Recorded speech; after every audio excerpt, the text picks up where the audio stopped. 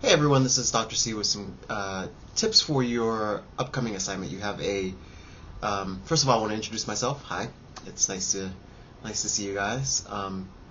And I wanted to make sure that I gave you some tips for your upcoming analyses.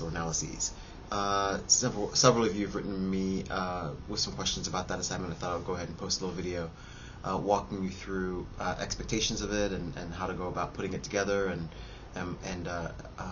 some details about how it's weighted in terms of your final grade in this course. The first thing, when you're putting these analyses together, the one major overriding thing that students often struggle with is how they sort of conceptualize the assignment. People often think of these analyses as responses. In other words, they take the assignment and think of it in terms of now they've read about this thing, now it's time for them to offer their own opinion about it. That's really not what the assignment is for. It's not really about articulating your own position. It's about, rather it's about being able to re-articulate the position of others that you encounter while doing research. This is an assignment that's meant to help you develop the skill set necessary for you to pull arguments very quickly out of the research that you conduct, and to be able to recapitulate or restate those arguments in ways that are useful for written argumentation. So this is not an opportunity for you to read about something and then talk about it in terms of your own life or in terms of your own beliefs about it. Rather, the assignment is about your ability to re-articulate the positions of others, to be able to encounter information, to be able to pull the arguments out of the information that you encounter very quickly, to be able to assess whether the arguments are being delivered in an effective way, and to be able to take those lessons that you're learning about argumentation itself while you're assessing the arguments of others and apply those lessons to your own written argumentation.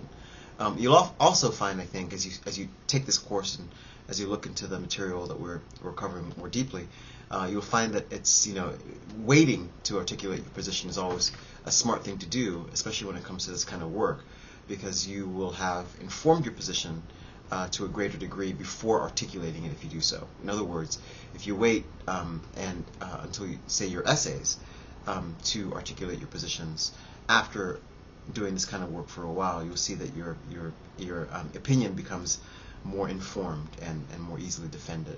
So that's really the way to conceptualize these analyses. I hope that helps a little bit. In terms of how they're scored, these analyses are scored in terms of completion. So if you do them, you get full credit for them. If you do them and you submit them on time, you get full credit for them. If you don't, then you don't.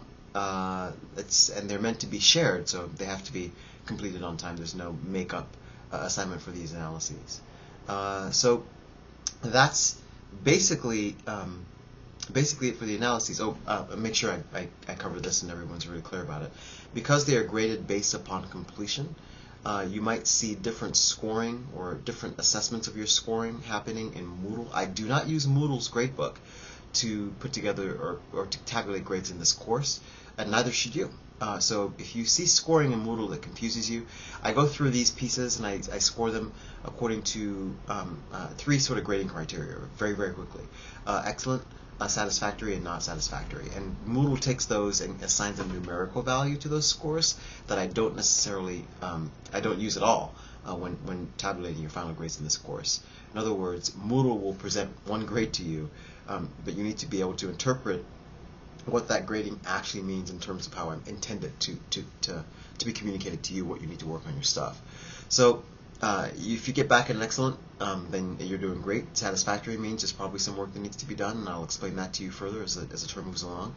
Not satisfactory means there's a lot of work, or there's some things, a lot of work you still need to do, or there's some things significant that are wrong with your analysis. And if you get one of those, you definitely ought to contact me if I don't contact you first, and offer you some detailed insight into how to go about putting these together more successfully. So I hope that helps. I will be available to you as per your syllabus through the week if you have any questions during office hours or via email.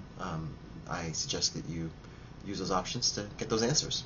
Thanks a lot, and I will talk to you soon. I'll talk to you again. Bye.